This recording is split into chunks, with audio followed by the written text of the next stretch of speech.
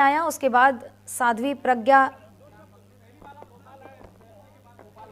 क्या कुछ कह रही हैं वो भी हम आपको सुनवाएंगे। ये तस्वीरें साध्वी प्रज्ञा की,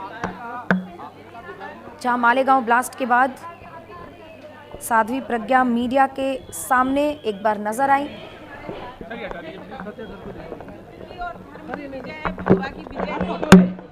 और सत्यमेव जयते, ये जो हमारे शास्त्रों में कहा गया है, ये सिद्ध हुआ है।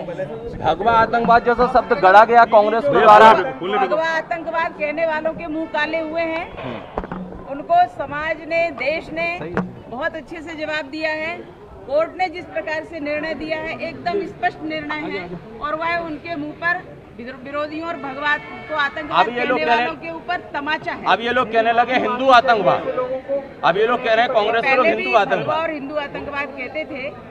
ये अभी जो चौहान है वहाँ का, महाराष्ट्र का, उसने जो कहा है कि सनातन आतंकवाद, हिंदुत्व आतंकवाद, ये सब एक ही थाली के चट्टे बट्टे, ये कांग्रेसी है। आपने कहा कि एटीएस ने नरेंद्र मोदी समेत तमाम बीजेपी के बड़े नेताओं के लिए आपसे दबाव बनाया था कि आप उनका नाम लें। दबाव बनाया था, और दबाव में लेकिन मैं आई नहीं, और मैंने किसी का भी नाम नहीं लिया, झूठा नाम नहीं लिया। जो वो कहलवाने थे, झूठा प्रचार कर रहे थे, मैंने नहीं किया, और इसलिए मुझे इतना टॉर्चर किया गया। किस का नाम लेना चाहते थे दीदी? किस का नाम लेना चाहते थे? अच्छा, ये जो आपने झेला हो गया, चलो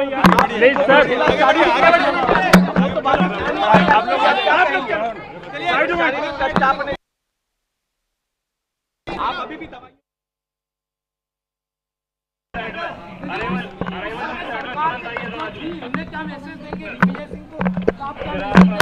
विधर्मियों के, देशद्रोहियों के मुंह काले हुए हैं, उनको जवाब मिला है, और देश हमेशा धर्म और सत्य के साथ है, और ये रहेगा।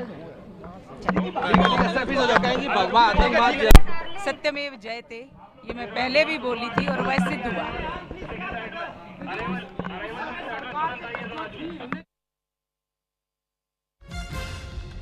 तो साध्वी प्रज्ञा को सुन रहे थे आप। मालेगांव ब्लास्ट में बरी होने के बाद साध्वी प्रज्ञा की ये पहली तस्वीर है, और जाहिर सी बात है जब वो बाहर निकली तो उन्होंने एक बात साफ कर दी कि प्रताड़ना बहुत मुझे झेलनी पड़ी, और कई लोगों के नाम लेने को लेकर ये प्रताड़ना थी। और उन्होंने साफ तौर पर ये आरोप लगाया कि जबरदस्ती मुझसे नाम बुलवाए जाना चाहते थे ताकि वो रिकॉर्ड हो सके और उन लोगों की गिरफ्तारी की जा सके।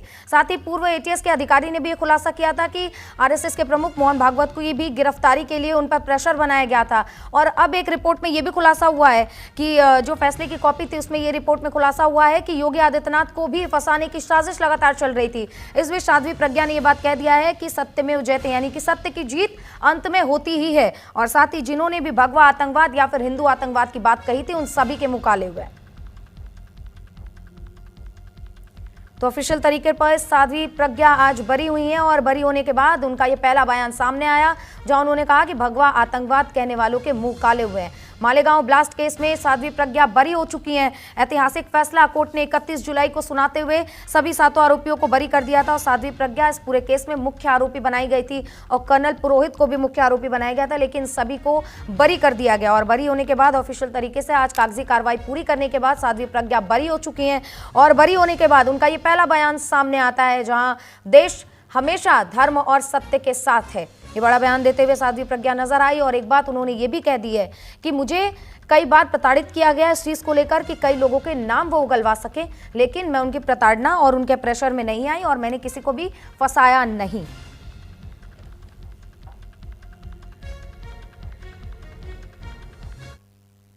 तो बढ़ेंगे आगे, जहां ओडिशा नाबालिग लड़की को जिंदा जलाने का मामला